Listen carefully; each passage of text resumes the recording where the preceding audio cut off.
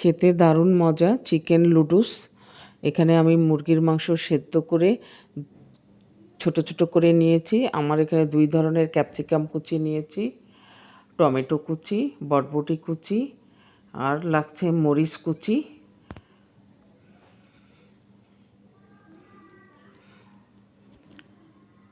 লুডুসটাকে আমি সেদ্ধ করে নিব। প্যানে পরিমাণ মতো তেল দিয়ে পেঁয়াজ কুচি, মরিচ কুচি দিয়ে দিলাম। ভালোভাবে নেড়ে নিব। মুরগির মাংসগুলোকে দিয়ে দিব, ভালোভাবে নেড়ে নিব।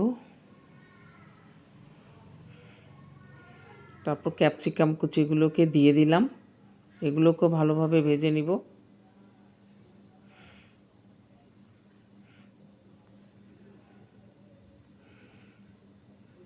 এখন লুডুসগুলোকে দিয়ে দিলাম, দিয়ে ভালোভাবে নেড়ে নিব। হয়ে গেল আমার খেতে দারুণ মজা চিকেন লুডুস।